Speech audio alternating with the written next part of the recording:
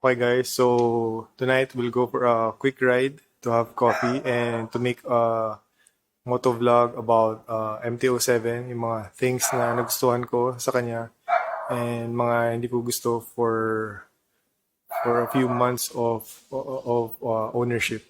So ano lang naman yan, mga personal preference ko. So I hope makatulong siya sa mga newbies katulad ko, sa mga newbies sa mundo ng motorcycle. So, yun lang guys. So, I'll start the video na lang when I get there and pagtapos na ako mag-coffee. Tonight, naisip ko lang gumawa ng quick vlog about MT07. So, kung bakit ko siya binili and bakit ko siya napili sa 6950cc category. So, first is yung color. So, mahilig kasi ako sa plain na colors.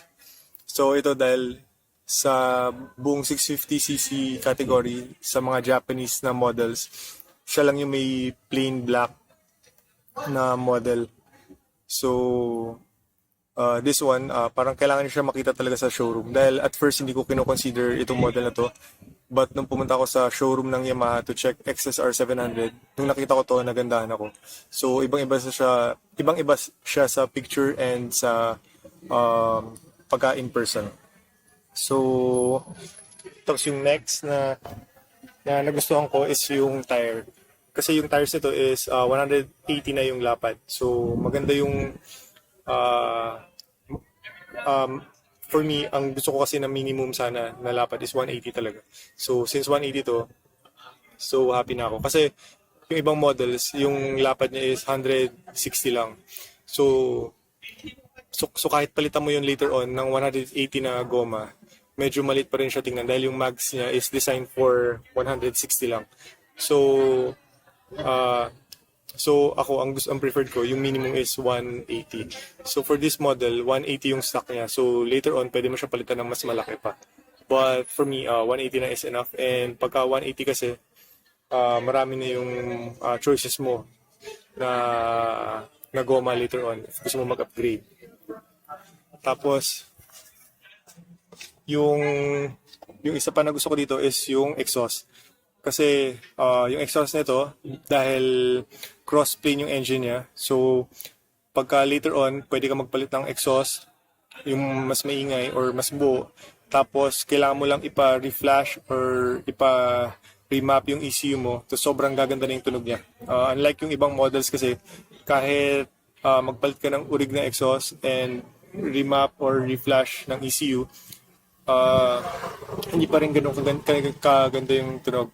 Unlike this one, yung XSR pati MT07, maganda yung tunog nila if magpapa-remap ka, reflash, tapos palit ng orig na exhaust dahil do sa cross-plane na engine.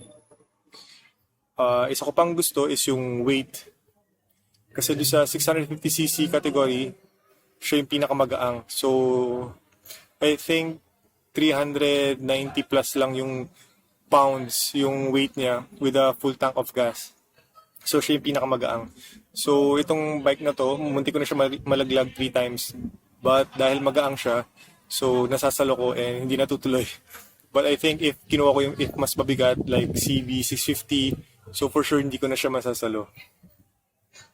Or na-drop ko na talaga yung bike dahil mabigat. Dahil kaya maganda rin itong model na to for newbies like me dahil nga magaang siya. So, mas iwas aksidente. Madali siya i-park sa mga, if yung ibabacking mo, if forward mo, mga ganun. Dahil magaang yung bike mismo. Hindi siya sobrang bigat. Saka, so, malaking factor yung weight, lalo na pag beginners, dahil yung chances mo na ma-drop yung bike mo is sobrang laki, sobrang taas. So, ang isa ko pang gusto is yung body position or posture. Dahil sobrang upright ng body position or posture ng MT07 when driving. Unlike yung mga na-try kong ibang models or like for example, CB650, upright pa rin siya pero medyo naka-lean forward ka. So, mas prefer ko yung sobrang upright and chill ride lang. Dahil mahilig ako sa mga short rides lang. And na-enjoy ko talaga yung tinatamaan ako ng hangin pag ganun. Dahil nagmamotor ako to de-stress or para mag-relax. So, ang isa ko pang gustong-gusto dito is yung engine. Kasi lahat ng power niya is nasa baba ng rev range. At the same time, very punchy siya. So, perfect for my needs. Na mahilig kasi ako yung mga city drive or short rides lang. So, if mahilig kayo mag top speed or yung mga hataw-hataw talaga, siguro mas may enjoy nyo yung mga inline 4 na engine configuration dahil pagka ganun, lahat ng power nun is nasa taas ng rev range. Unlike this one, nasa baba. At the same time, sobrang punchy and sobrang fun yung engine ito. So yung first gear, second gear, and third gear, pagka piniga mo, kahit hindi mo sinasadya, paminsan umaangat yung front tire dahil sobrang lakas ng torque. Saka very forgiving siya. So minsan kahit nasa maling gear ka, pagka ginas mo, so okay pa rin yung engine dahil torquey siya. So very okay for beginners like me dahil ano siya, forgiving, saka perfect for city driving and yung mga short rides. So ang isa ko pang gusto is yung dashboard.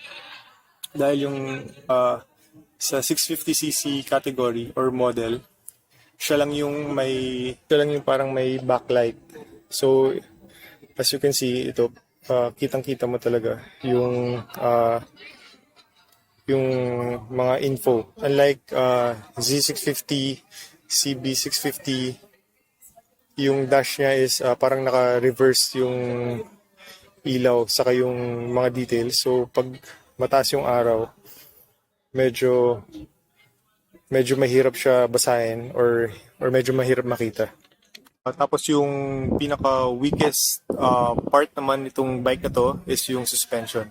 Pero if you're like me na hindi naman napupush yung bike to its limit or hindi man hardcore mag-drive and very chill lang, ikot-ikot lang. So yung suspension, hindi nyo mapapansin na weak siya. So bago ko to binili, aware na ako dun. And as of now, I'm still happy with the suspension. But nag-research na ako, so just in case later on na gusto ko siya palitan, so pwede ka bumili ng bi-tubo or ng all-in suspension harap and likod. So medyo magastos lang siya, pero once na napalitan mo yun, so sobrang okay na yung bike. Pwede mo na siya gamitin for track or pang twisties talaga ng medyo hardcore. So normally yun yung complaint talaga sa kanya, suspension. Pero as far as like now, hindi ko pa masyado yun napapansin. So I'm very happy pa with the suspension saka for the whole bike itself. So yung ma-advise ko lang sa mga newbie na bago pa lang sa motorcycling world. So kasi ako sobrang tagal ko nag-research ganyan. Pero nakapag-decide talaga ako nung pinuntahan ko isa-isa sa showroom. So, ibang-iba talaga sa picture and in person. So, puntahan nyo talaga sa mga showroom or in person. Tapos, if you can try and mag-test drive, mas better. Dahil dun nyo lang ma-factor in yung mga position, yung mga peg, yung mga foot position, body position, yung mga posture, ganun. So, pero if walang test drive, at least maupuan nyo man lang sa mga showroom. So, laking factor yan and mas makaka-decide kayo. I-add ko lang, isa pa sa mga nagustuhan ko dito is yung engine heat. So, as long as naka-proper riding gear ka or naka-pants ka, hindi mo masyado mararamdaman yung engine heat niya. Tapos, actually, minsan kahit naka-shorts ako, pag dinadrive ko siya around the village, very tolerable siya. So, yun, isa rin sa okay yan, yung engine heat. Tapos, ito pala sobrang importante. Because yung ibang riders, they prefer yung wider handlebars. Dahil mas madali parang mas madali iliko or i-maneuver yung motor. At the same time, mas comfortable. So, MT07 kasi, it has a small handlebars or narrow. So, kailangan nyo consider yun. Pero in my case, isa sa mga top reasons yun kung bakit ko binili yung MT07. Because if mas malaki yung handlebar niya, or if it's a little bit wider, hindi ko na mapapark sa garahe namin yung motor. So, kasi yung parking ko is ganito. So, sobrang eksakto lang ako. Sobrang eksakto lang yung gate namin para masara ko. So, if it's a little bit wider, hindi ko naman sasara yung gate. Yun din yung reason kung bakit hindi ako makapagpalit ng handlebar side mirrors, dahil mas lalapad yung width nung handlebars. So, hindi ko masasara yung gate. So, for my case, wala akong plano palitan yung side mirror niya. So, okay na ako dun sa stock. So, yun lang yung nakalimutan ko i-add na baka makatulong sa pag-decide nyo whether to buy or not to buy this motorcycle. So, yun lang guys.